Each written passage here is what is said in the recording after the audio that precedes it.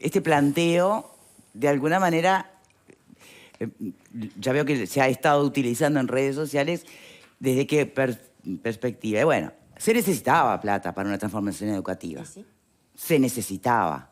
Tal vez algunos esperaban que se pidiera todo de una y en la mirada más estratégica de quienes gobiernan se entendía que iba a ser gradual. No sé, usted me dirá.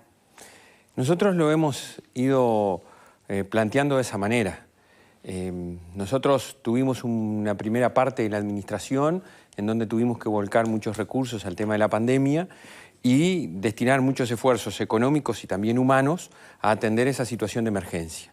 Mientras tanto fuimos trabajando, iniciamos algunos procesos de transformación, como puede ser los centros de tiempo completo, los liceos y las escuelas técnicas, María Espínola, y fuimos proyectando la transformación curricular durante el 21 y fuertemente en el 22, y llegamos ahora al 23, donde iniciamos el proceso de transformación curricular. Pero esto tiene que continuar. Nosotros lo iniciamos en el primer ciclo, esto es en educación inicial hasta segundo de escuela, y lo iniciamos en séptimo, octavo y noveno, anteriores primero, segundo y tercero de liceo o de UTU. Y ahora hay que continuar en lo que es el cuarto ciclo, esto es el bachillerato, y aprobar los programas del segundo ciclo, que es de tercero a sexto de escuela. Comenzamos en el 2023 con una transformación en la formación de los docentes. No hay educación de calidad si no tenemos buenas maestras, buenos profesores. Y comenzamos con una fuerte transformación en el área correspondiente al plan de maestros, plan de profesores, planes de educadores. Y bueno, y necesitamos continuar. ¿Qué necesita más hoy? ¿Secundaria, UTU, primaria? Yo creo que hay que mirar a la educación desde una perspectiva integral y por lo tanto requerimos transformar todo el sistema educativo. La educación está muy mal en este país y tenemos que ser conscientes de ello. Ya estaba mal en la pandemia y esto es lo que la gente tiene que entender. Estábamos mal. Tuvimos la pandemia y en el mundo se está demostrando que los aprendizajes, bueno, nosotros lo hemos visto, ¿verdad? La permanencia de los estudiantes en los sectores, la inequidad entre los que más tienen y menos tienen, se ha agudizado por la pandemia, por los años que sufrimos la misma, y por lo tanto hay que poner foco en lo que nosotros consideramos que es el camino a seguir, que es esta transformación. En particular, la transformación curricular, la formación de docentes, de directores, de inspectores, todo el trabajo en el cual estamos embarcados. Bien. O sea, el aprendizaje para este nuevo mundo con esta revolución de las tecnologías y demás. Totalmente. ¿No? A ver, nosotros ahora, por ejemplo, voy a tirar una. Sí. Hicimos con Ceibal, que estamos trabajando como nunca se había trabajado, articulada y coordinadamente. Una agencia de innovación que es Ceibal y la ANEP, la Administración de la Educación. E hicimos un llamado para 10.000 jóvenes para ciencias de la computación, acreditar programación, información en inteligencia artificial, en ciencia de datos, entregar una computadora a los jóvenes de bachillerato, en este programa piloto hasta 10.000 que no se les entregaba computadora. Así como también, por primera vez, estamos entregando computadoras en séptimo grado, que no se entregaban tablets, porque justamente hay que avanzar en esta línea. Certificación, fuerte impulso a la certificación internacional con Cambridge del inglés. Formación de los docentes. El otro día en convenio con la Embajada de Estados Unidos entregamos certificaciones. En fin, estamos en esas dos líneas que son claras. Lo eran y ahora no son más. Bien. La tecnología, la ciudadanía digital, es decir, no es solo saber manejar un dispositivo. No, está clarísimo. Es saber que tu vida, que la vida de todos nosotros está permeada y cada vez más por la tecnología. Y tener una formación en una lengua extranjera como el inglés resulta fundamental. Ahora, en todo este norte que se plantea, se está cruzando como gato negro el tema de las inasistencias que aumentan, sacando la pandemia, obviamente, ¿no? Y sacando, si se quiere, la crisis puntual de infecciones respiratorias. Hay como una tendencia a la inasistencia. Algunos dicen que es bueno por la falta de especial atención al tema o esa cosa de no marcar faltas para que no se salgan del sistema. Entonces, ¿cómo ve esta situación? Porque no es menor, porque el que no va a clase no aprende, básicamente, ¿no? Totalmente. Bien. El que no va a clase no aprende. Sí. Eso está claro. Nosotros teníamos un problema histórico pre-pandemia con la asistencia, sobre todo en el inicial, en el 3, 4 y 5 años, 4 y 5 que son obligatorios. Ahí tenemos un problema importantísimo de asistencia insuficiente en algún caso y de abandono intermitente. Y con la pandemia estamos, lamentablemente, en el post-pandemia, con una consecuencia que a nivel internacional pasa también, que es decir, ha disminuido la asistencia obligatoria a los centros educativos. Y nosotros tenemos que hacer un esfuerzo conjunto, quienes estamos circunstancialmente en el gobierno de la educación, con todas nuestras comunidades educativas y las familias. Acá tienen que hacer un trabajo conjunto y la gente tiene que saber que hay que ir a la escuela, que hay que ir al liceo, que hay que ir a la UTU y que eso es importante hacerlo para poder aprender y poder, en definitiva, adquirir las estrategias, las competencias, las habilidades, como se quiera llamar, para, en definitiva, construir su proyecto de vida y continuar estudiando. O incursionar, según sea la realidad de cada uno, en determinadas ocupaciones que nuestro sistema educativo brinda la formación al efecto, ¿no? Bien. Preguntas por aquí, Pepe. Sí, siempre hay como dos escenarios con respecto al tema de rendición de cuentas, mucho más cuando es, en este caso, la última que puede incrementar el gasto. Una en la que se da digamos, gobierno, donde el Ministerio de Economía tiene un papel preponderante. Y después está el segundo paso, que es este que estamos viviendo ahora, que es la llegada de la rendición al Parlamento, donde se puede llegar a redistribuir algunos gastos. ¿Qué sensación tienen ustedes desde el gobierno de la educación? ¿El Parlamento puede estar con posibilidades de modificar algunas cosas, de poder redistribuir algunos rubros para poder incrementar presupuesto para la educación? Nosotros en otras instancias presupuestales pasó lo mismo, es decir, no había partidas asignadas a la educación y terminamos, ya sea por primera infancia, 50 millones o partidas específicas que se le dieron a la ANEP, obteniendo recursos adicionales, porque el Parlamento hizo una redistribución. Confiamos plenamente. Nosotros estos 63 millones de dólares que pedimos aproximadamente, son 63 millones de dólares que los necesitamos fuertemente para continuar con el proceso de transformación. Y también digo otra cosa, necesitamos seguir mejorando el uso de la plata que la gente nos da en la educación, para la educación.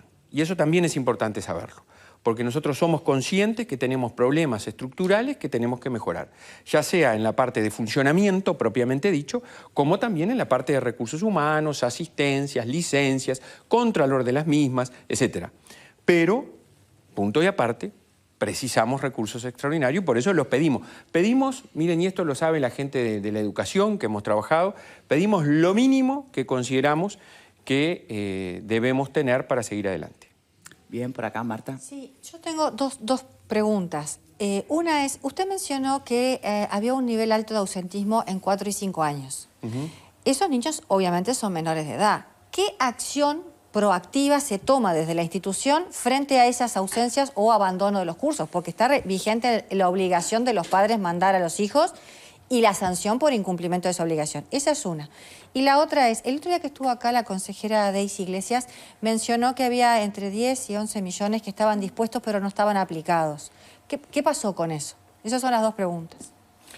Nosotros tenemos, en primer lugar, un trabajo que hemos agudizado, o hemos profundizado, mejor dicho, a partir del monitor educativo que nosotros mismos hicimos público y que puso en evidencia la situación de asistencia.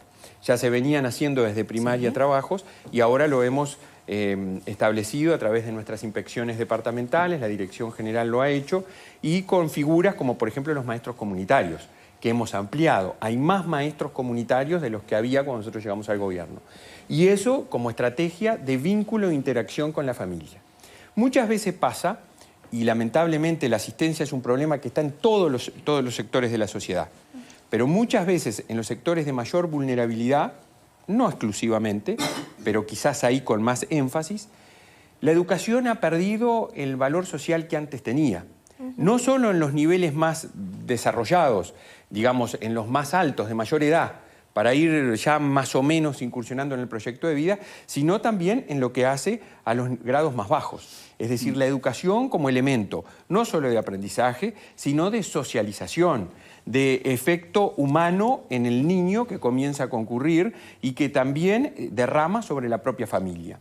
Entonces, ahí hay que desarrollar esa estrategia de comunicación con esa familia. Estas figuras cumplen un rol importante. Y también estamos trabajando con Ceibal en una estrategia a partir de la utilización de tecnología en donde nos comunicamos, ya sea a través de correo o a través de mensaje por telefónico, de texto, con las familias para advertirles, para ponerles en evidencia. Porque yo francamente creo que en determinados momentos o en determinados lugares no hay la conciencia del problema de la inasistencia como tal. Pero eso no obsta que la sanción está prevista. No, por supuesto. Y no se aplica. Nosotros en los casos de falta de escolarización comprobada y de abandono, nosotros tenemos un protocolo que fue aprobado en el año 2014 que lo aplicamos. Lo aplicamos. Nosotros llegamos incluso hasta la judicialización del tema. Claro, porque ahí hay una denuncia de derechos vulnerados que hay que implementar. Nosotros llegamos a la judicialización del tema y eso es importante decirlo.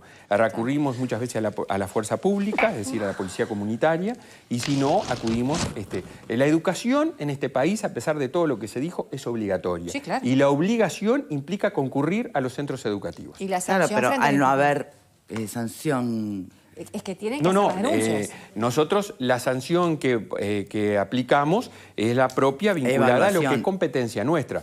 Pero ustedes saben que la educación es uno de los deberes inherentes a la patria potestad. Exacto. Por lo tanto, si un padre, una madre, un tutor, un adulto responsable no cumple con la obligación de educación, ¿Qué pasa? tiene consecuencias propias que no es la ANEP la ¿Tiene, que... más allá de quitarle la asignación familiar?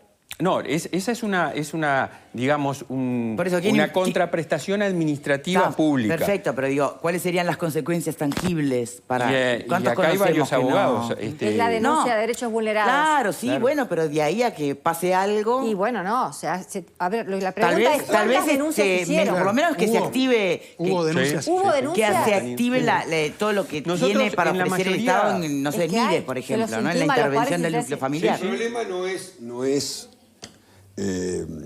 enseñanza pública, que tiene la obligación de hacer la denuncia. El ¿Pero tema, las hace? el tema es el funcionamiento de los juzgados, que en realidad cuando vos tenés una denuncia de estas Ahí volvemos características, al mismo punto. poca importancia le dan, y esa es la realidad. No, Pero no. no depende, Todo No, gira de- en torno a los recursos. claro, no depende de las autoridades de la enseñanza que tienen la obligación de hacerlo. Todo gira en torno a los recursos. ¿También la buena educación? Bueno, yo creo que acá tiene que haber un justo equilibrio, pero yo lo aprendí, lo digo 500 veces y acá ya lo he dicho, con un grande, que algún día este país le va a reconocer lo que fue cuando lideró el proceso de reforma educativa, que fue Germán Rama. Sí. Siempre me decía, mire, Robert, la educación siempre precisa plata. Sí, claro. Y es así. Y no hay duda. La educación siempre precisa, porque siempre tenemos desafíos. A ver, avanzar en el tiempo completo en educación primaria. Pero entre las cosas que se tenemos que seguir cuestionaban las avanzando. Ahora, administraciones no anteriores todo- fue mucho presupuesto y mala gestión. Estamos O sea de acuerdo. Yo soy uno de los que los digo. Yo no me desdigo. Yo digo que no todo es plata. Porque uno puede tener casi triplicado el presupuesto como tuvimos en educación y los resultados mantenerse como se mantuvieron. O sea, no todo es plata, pero la plata se precisa. No es condición suficiente, pero sí necesaria. Y también la política pública educativa es fundamental. Y para desarrollar una política pública que atienda las necesidades de una sociedad con las características como las que tenemos, necesita, entre otras cosas, recursos. Bueno, y de los que plantea la ANEP que precisa, ¿por dónde va la negociación? Bueno, nosotros hablamos con el Ministerio de Economía en el sentido de que íbamos a hacer uso de esa potestad de iniciativa presupuestal que la ANEP tiene como ente autónomo y que estábamos en una actitud de expectativa para ver cómo avanzábamos en el Parlamento. Porque el Parlamento puede avanzar exclusivamente dentro del monto asignado del presupuesto nacional con una redistribución de recursos. Ah, bueno, pasa por el lado de redistribución. Redistribuir. Sí, lo que Claro, nos ha pero- pasado otros años. ¿Y qué se va a priorizar? ¿Infraestructura o salarios? Bueno, salario, nosotros tenemos un convenio firmado hasta el 2025. Sí. Que hubo recuperación. Yo digo, porque esto es esfuerzo Bueno, además de a la ver, gente, ¿no? yo ni pondría palabra a lo que hubo, porque es el eterno debate, ¿no? No, si hubo pero esto lo recuperación, firmamos. Sí. si hubo... No, pero para un poquito. Podemos tener visiones distintas, pero nos sentamos en el Ministerio de Trabajo y firmamos con todos los No, eso sindicatos. está clarísimo. El Y tema es cómo acordamos. lo entienden algunos. Algunos lo entienden como aumento, otros como recuperación, otros como... no, pero hay las dos cheque. cosas. El problema Hay fue las lo dos de los cosas. privilegiados del ministro. Ahí sí, fue donde se sí. dio el debate que no estuvo bueno. Sí, A ver, nosotros ahí tenemos dos cosas en el convenio en materia salarial. Tenemos, por un lado, todos logramos que se acordaran dos cosas importantes. Una, es que hubiera recuperación salarial. ¿Qué es esto para que la gente entienda? Durante la pandemia, y digo yo, producto del déficit fiscal con el que llegamos al gobierno, no pudo haber aumento salarial acorde a la inflación que hubo. Entonces, ahí se generó una pérdida. Lo que ahora se acordó con los sindicatos es que cuánto fue esa pérdida y a partir de ahí cómo iba a haber una recuperación, aumento extraordinario más allá del que corresponda, es decir, del aumento que corresponda por la inflación, que fue otra cosa que se aseguró y es muy buena. El gobierno aseguró a los trabajadores de la educación que van a tener aumento acorde a la inflación. Entonces, esas son las cosas que logramos. Y logramos también atender las inequidades. Hacía más de 10 años que los ayudantes, los profesores adscriptos, los profesores orientadores pedagógicos pedían trato equitativo, es decir, trabajaban por 33 o 24 horas, cobrar por las horas que trabajaban. Se logró ahora, después de más de una década de reclamo. Se logró disminuir la diferencia con los maestros de tiempo completo, con los profesores agrarios, se eliminó la diferencia con los maestros de educación especial de determinado grado, es decir, hubo avances. O sea, salarial, tenemos un acuerdo firmado, estamos hasta el 25, que vendrá otra discusión, ¿no? Luego, infraestructura, hemos tenido incremento y lo demuestran los recursos, la rendición de cuentas que hicimos, en recursos asignados a infraestructura, un incremento importante con las posibilidades de la administración en lo que hace al mantenimiento. Nos encontramos con muchos centros con problemas, algunos de ustedes aquí los he visto publicar situaciones de los centros donde acuden sus hijos, con situaciones edilicias que vienen de hace mucho tiempo y que nosotros estamos atendiendo en la medida que podemos. Techos, ventanas, humedades, se nos llueven por falta de impermeabilización de hace mucho tiempo. Pero lo que yo les digo, estimados, y le digo a la gente en particular, que tenemos que priorizar es el contenido de la educación. Es el qué enseñamos, el para qué y el cómo lo hacemos. Y le pregunto... Y por eso es, y con esto redondeo, en una cosa que estamos embarcados, que es un cambio de paradigma en la educación de este país, que es enseñar a través de competencias, no eliminando los contenidos, priorizando contenidos, desarrollando aprendizajes, pero también desarrollando competencias para la vida que le den posibilidades a nuestros estudiantes y que a la vez que los motiven. Bien, esa máxima, ¿no?, de educar por competencias sin eliminar los contenidos, que es el alma, digamos, la esencia principal de esta transformación educativa, salvo quienes entienden o visualizan en la palabra competencia algo medio diabólico, el resto... creo que hay consenso, se entiende, el mundo cambió, o sea, ¿qué importa? Pero una cosa es que se entienda y que se comulgue con la idea del espíritu de esa transformación educativa, pero en los hechos, a lo que hemos asistido, y usted debe estar hiper mega cansado del tema, y se puede entender, es a un tire y afloje constante entre las autoridades de la educación, los protagonistas de la educación, porque está costando mucho, o viene costando mucho, bajar a tierra el concepto. Entonces tenés docentes que no saben ni qué horario tienen, ni qué tienen que enseñar, ni quejándose de lo que fue la capacitación. Normal, previsible, está costando más de lo imaginado. ¿En qué punto está la evolución de esta transformación? En los albores, uno escuchaba todo el tiempo evocar la frase de Mujica, ¿no? Como que poco menos que los sindicatos de la educación trancaban todo y había que ya sabemos qué. Bueno, después, claro, entre paro va y paro viene, uno piensa que sí, la verdad, tienen como por deporte, pero uno escucha más, se informa más y entiende muy bien algunos planteos que vienen de parte de los sindicatos. Entonces, bueno, ¿cómo viene esa relación? Llegará un momento, no digo que la transformación se pueda palpitar y sea tangible en este quinquenio, pero en algún momento de este quinquenio, ¿todos los carros van a tirar para el mismo lado? Primero, una aclaración. Yo creo que no es que los docentes no entiendan, estén en contra masivamente. Hay algunos interlocutores legítimos, pero algunos interlocutores que, haciendo uso del legítimo también de los espacios públicos que tienen, dicen cosas que nosotros no compartimos y que a nuestro criterio no representan el sentir de la enorme mayoría de los docentes. Bien. este es un proceso de transformación educativa. Pero han tenido la fuerza históricamente de trancar reformas, y eso se sabe. Digo, usted mencionaba Rama La pregunta recién. es, ¿esta se trancó? Bueno, por eso pregunto, ¿cómo estamos? Bueno.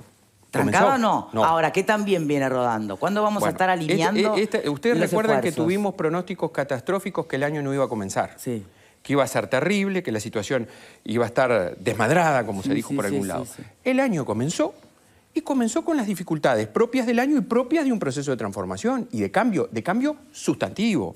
No es lo mismo lo que se estaba haciendo ahora a nivel general del sistema educativo que lo que se estaba haciendo antes que lo que se está haciendo ahora. Son cosas diferentes. Y son diferentes desde las prácticas, desde las formas de enseñar, desde los talleres que se pusieron, desde las nuevas asignaturas, desde las distintas dinámicas que se generan entre los propios centros educativos.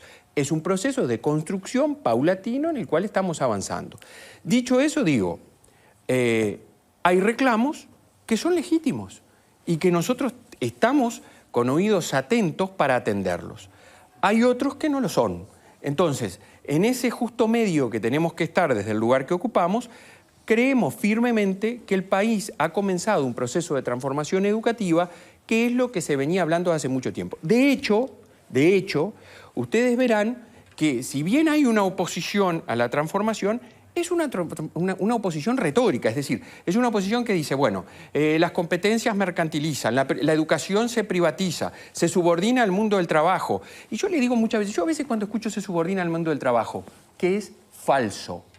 Pero también les digo, ¿la educación tiene que preparar para la vida o no? Y parte fundamental de la vida de un ser humano, ¿no es el trabajo? Bueno, si no entonces hace falta ni nosotros explicar nosotros ese en definitiva tenemos que dar competencias para la vida. Bueno, pero por eso competencias yo planteaba profesionales que y personales. No entrar en ese debate de la palabra estamos de acuerdo. competencia y la privatización, pero digo, porque eso es es lo que otro la nivel, gente, es más ideológico. Eso es lo que se escucha muchas veces. Voy a lo concreto, a la capacidad y tranquilidad que pueda tener hoy un docente como protagonista de llevar adelante esta reforma, ¿no? ¿En qué cosas se siente seguro, en qué tiene incertidumbres? Bueno, a ver, por ejemplo, vamos a hacer memoria. Yo digo, a veces mucha gente viene, incluso se sienta acá y anuncia las peores catástrofes. Hubo un referente, un dirigente, un sindicato que dijo 642 docentes van a quedar sin trabajo.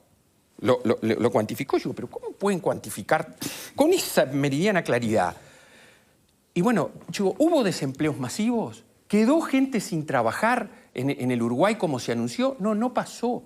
Porque hubo un proceso de diálogo, de trabajo y de avance coordinado con muchos actores institucionales que están trabajando para que las cosas sucedan en la educación. Entonces, ¿hay cosas a corregir y a mejorar? Por supuesto que las hay. Pero que hay un proceso de cambio que la educación necesita, porque yo le reitero a la gente, la educación de este país está mal. Y nosotros tenemos que iniciar un proceso de cambio para poder atender los problemas que venimos detectando hace mucho tiempo y que con la pandemia se han agudizado. Valeria, no hablaste. Después voy contigo, Pepe. Ahora, pero- quedó A mí colgada se la me pregunta que le hice de lo que dijo la consejera Iglesias De la de la reasignación de los 10 millones. Perdón, No sé perdón, a perdón. qué- No, que no se ejecutaron en Que no se realidad. ejecutaron. No, nosotros que se le tenemos dieron unas partidas. lo que no nos se dieron le en la pagaron. rendición anterior. Sí. Sí. Bueno, nosotros ahí tenemos algunos recursos que los vamos a asignar para mejorar la remuneración de los directores, que es clave en un centro educativo. Le vamos a pagar más a los que trabajan en contexto de vulnerabilidad y les vamos a pagar más a los que tienen formación específica para el desempeño de la función, que tienen posgrado. Vamos a establecer concursos de ascenso que no sean solo por antigüedad, que premien el mérito, el formarse. Vamos a asignar recursos también para extensiones horarias de funcionarios auxiliares y de creación de cargos, entre otras cosas que vamos a hacer. En este momento, nosotros presentamos la propuesta a las coordinadoras de sindicatos de la educación, no hemos tenido respuesta. Algunas cosas mañana ya vamos a comenzar a presentar en sesión de Codicen porque no podemos seguir esperando. Los recursos están destinados para ello y van a ser usados en eso. O sea que ya tienen un destino previsto. Porque yo fui el que le hice la pregunta y en ese momento... ¿Ya tienen destino? Claro, jefe? se expresó que no sabía todavía cuál era el No, destino. capaz que no Por sé eso. cuándo fue, pero Ya está. nosotros a fines de Ya mayo... ya están asignados. Ya están no se han distribuidos, son ejecutado, pero se están asignados. 470 millones Ok. de pesos que ya están distribuidos en cada cosa en que lo vamos Ok. a usar. Yo tengo Bien, vale. la consulta, tengo varias consultas, pero voy a priorizar algunas que tienen que ver con que si no se alcanzan los 60 millones que está pidiendo ANEP, ¿es posible profundizar la transformación educativa? Primero eso. Pensando sobre todo en que el punto en donde focalizó el gobierno tiene que ver con salud mental y adicciones, a la que se le dan 20 millones de dólares en esta modificación presupuestal. Entonces, o sea, viendo lo que solicita ANEP, que en realidad comparto que sin recursos, obviamente se van mayoritariamente en recursos humanos porque los docentes... 86%. El 86% se va en el salario de los docentes y es entendible porque es la herramienta fundamental. Pero, primero eso, si no se consiguen los 60 millones, realmente se puede profundizar esa transformación y después hay un rol fundamental también de ANEP en lo que tiene que ver con esto de la salud mental y las adicciones también. Lo explicaba Lema, el ministro, cuando vino aquí, que o sea, es como que todos tienen su rol y bueno, obviamente ustedes tienen un rol fundamental y hay una queja constante de los sindicatos en cuanto a que los equipos multidisciplinarios no están funcionando y que además faltan recursos en esto. Lo digo porque o sea, es una de las partes fundamentales que tiene ANEP. Si en ese presupuesto que ustedes están pidiendo está eso incluido o va a depender de estos 20 millones de dólares que se plantean en la modificación presupuestal. Yo creo que respecto a la primera parte de tu pregunta, obviamente que si nosotros no tenemos recursos incrementales, alguna parte del proceso de transformación se va a ver afectado. Porque si nosotros, por ejemplo, queremos poner talleres opcionales, que nos parece que es algo fundamental para generar y atender un problema que el Uruguay tiene, que es la motivación del estudiante. No solo basta con cambiar la propuesta educativa, sino generar espacios donde el propio adolescente, el propio estudiante elija y vaya formando su trayectoria educativa. Necesitamos plata, porque son incrementos, más horas docentes, para poder ubicar talleres. Voy a poner un ejemplo, es decir, en algún grado de afectación puede existir. Dos, lo segundo, el tema de salud mental es un problema. Nosotros aprobamos por primera vez un Plan Nacional de Salud Mental a nivel de la educación. Estamos trabajando con el tema. Tenemos en servicio 478, si no me equivoco, si la memoria no me falla, profesionales vinculados al área trabajando en la educación. Tenemos un llamado en curso de 60 en secundaria. Acabamos de dar entre 15 o 20 toma de posesión en UTU y hicimos dos cosas.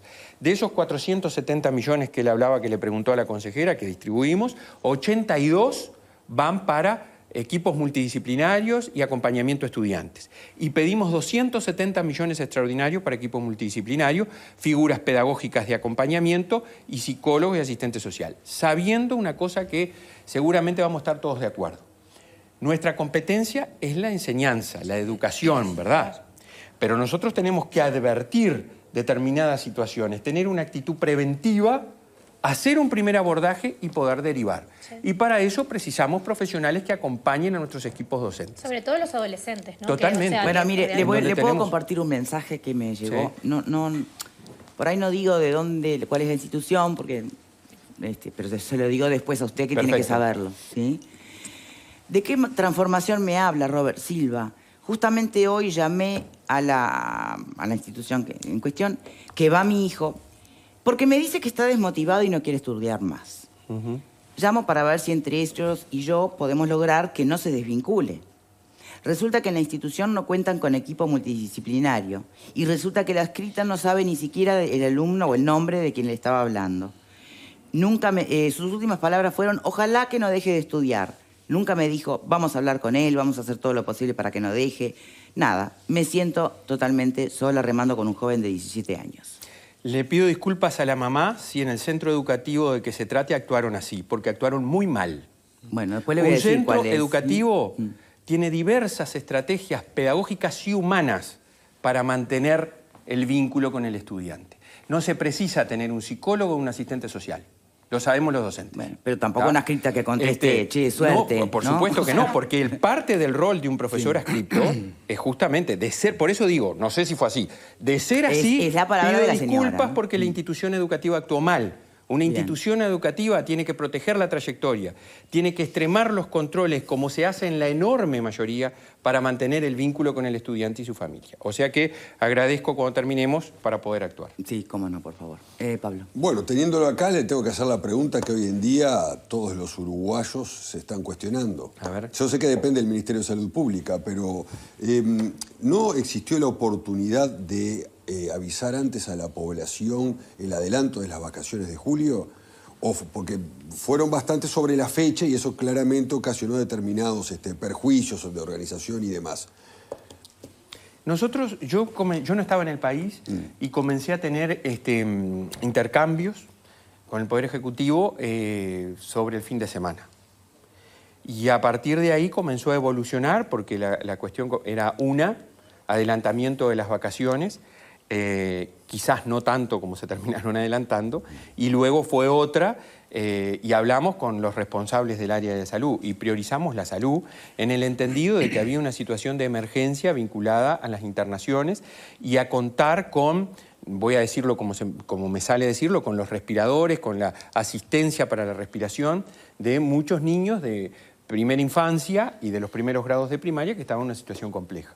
Ante ello, estuvimos discutiendo la virtualidad para no perder el vínculo, para continuar, o las vacaciones. Finalmente resolvimos adelantar las vacaciones, que era lo que nos pidió Salud Pública. Y reitero, lo anunciamos, nosotros tuvimos sobre ese fin de semana, la noticia se fue escalando y lo anunciamos en esa semana. Somos conscientes que generamos una dificultad a las familias y por eso estamos arbitrando medidas para atender las mismas. ¿Cabe la posibilidad de extender las vacaciones? ¿Se está haciendo un monitoreo diario de la situación sanitaria? Yo he estado en contacto con autoridades sanitarias. La situación, por lo que entiendo, es bastante sube y baja. Creo que es distinta en el país. Creo que también nosotros tenemos que empezar a mirar, yo lo hablé con Leonardo Cipriani a eso, desde la perspectiva de la regionalización del país, ¿verdad? Como lo hicimos en pandemia también. Es decir, hay que ver qué pasa, en qué regiones, en qué zonas, ver la situación cuál es y bueno, a lo mejor si hay que tomar alguna decisión, no se toma masivamente para todo el país, claro, sino en alguna región. Pero tranquilidad a las familias porque tengo firme esperanza de que volvemos después de estas 2 semanas de vacaciones. No le falta nada. Nos queda país, esta semana, la otra, y el 17, que tenemos el feriado el 18, estaríamos viendo qué hacer. ¿Y en ese escenario no era más práctico extender, o sea, dar 3 semanas de vacaciones en vez de estar viendo justifico, no justifico y correr la culminación de clases? Es que no la podemos correr, ¿sabes por qué? Porque la tenemos el 20 de diciembre. Ya habíamos fijado. Y voy a aprovechar a explicar una cosa, porque dice, ¿por qué la educación fijó la 3ª semana de julio? Miren, nosotros desde el año pasado, ustedes saben que la pandemia ha impactado. Yo reitero, la gente tiene que tener conciencia que los chiquilines han aprendido menos, han desaprendido y se han desvinculado y la inequidad ha aumentado. O sea, hay que saberlo, tenerlo clarito.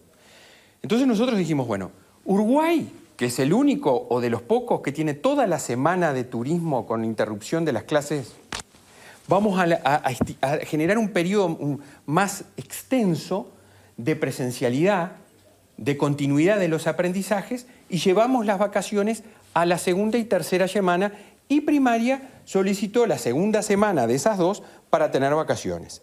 Ya lo hicimos en el 2023, en el 2022, en diciembre de ese año aprobamos el calendario del 23 con este criterio. Esa fue la lógica, velar por los aprendizajes, por la continuidad de los estudiantes, porque estén en los centros, porque la situación así lo ameritaba. Visto esta situación que se generó este año, bueno, volveremos, hay que ver qué nos dicen los servicios sanitarios a futuro, a las primeras semanas de julio, ¿no? Robert, más allá de la visión que se tiene desde el Gobierno de la Educación del funcionamiento de la reforma, que está claro, ha quedado explicitada, ¿cuándo se está en condiciones desde el punto de vista técnico de hacer una primera evaluación? Bueno, ya estamos en eso, ya estamos. Nosotros le hemos encargado al INED, al Instituto Nacional de Evaluación Educativa, que realice la evaluación. Está también la Dirección de Estadística de la Dirección de Planeamiento Educativo de la ANEP trabajando para consultar a docentes, consultar a estudiantes sobre cómo venimos avanzando. Ya se constituyó un grupo a analizar en función de recopilaciones que está haciendo respecto de eventuales modificaciones al régimen de evaluación nuevo. Es decir, nosotros a esto le denominamos no por casualidad una transformación, porque es mucho más que una reforma. La transformación implica que no es algo estático que llegó para quedarse. La transformación es como debe ser la educación de aquí en más, en permanente movimiento y en cambio constante. Entonces... Perdón que lo interrumpa, sí, con todo respeto, pero si no es una política de Estado, va a ir y venir de forma absolutamente disonante, ¿no? O sea, por eso nosotros, yo tengo la tranquilidad, yo se los digo con mucha tranquilidad de conciencia. Yo tengo la responsabilidad de presidir la educación y a esta administración nadie le puede decir que haya dejado de aplicar cosas de la administración anterior así nomás sin evaluación. Porque no es así. En lo curricular en particular, en estrategias de intervención, y tengo ejemplos. Voy a poner un ejemplo que es por toda la gente conocido, el Ceibal, el anterior plan Ceibal. Muchos creyeron que llegábamos nosotros al gobierno y destruíamos el plan Ceibal. Y lo hemos potenciado como agencia de innovación, con nuevas estrategias, nuevas plataformas. Fue de mucha utilidad en la pandemia, pero lo desarrollamos, aumentando más de un 300%. Pero es una herramienta, Ceibal. Sí, sí. Yo digo, mañana hay un cambio de administración y en realidad lo que dejan de usar es este cambio de paradigma a competencias. Bueno, fue un año, entonces fue un quinquenio perdido. Bueno, en la época electoral será bueno que se le pregunte a los candidatos a la presidencia de todos los partidos. Bien. ¿Qué van a hacer? Bien. ¿Verdad? Si hay algún partido que va a llegar al gobierno y va a dar marcha atrás con este proceso de transformación. En la campaña electoral, ustedes los periodistas y los panelistas van a tener que, me parece a mí, una sugerencia atrevida quizás, preguntar, porque es muy importante tomar un compromiso con lo que se ha hecho. Yo de todas maneras quiero decir que este proceso de transformación por competencias toma muchas de las cosas de la administración anterior, que yo como consejero electo trabajé bastante. Presidente Codicen, Robert Silva, muchísimas gracias por habernos acompañado en la tarde de hoy. Gracias a ustedes y la invitación, si me permitís, a las familias, a la gente, a la madre, al padre, a los estudiantes. Más allá de las diferencias que podamos tener, trabajar todos los días por mejorar la educación, porque es fundamental saber que hay muchas cosas que se están haciendo. Presentamos la rendición de cuentas con cientos de páginas de lo que mucha gente, equipos enteros a lo largo y ancho del país está trabajando, está haciendo, se está formando. Yo creo que hay algo fermental de cambio en la educación que ojalá no me equivoque, independientemente de las cosas que sucedan, ya no se puede parar. Ojalá sea así, siempre que sea para bien. Sí, claro. Muchísimas gracias. Gracias a ustedes. Hacemos una pausa y ya venimos. Y ahora en la pausa le comento de a qué institución se refería. ¿Sí? Ya venimos.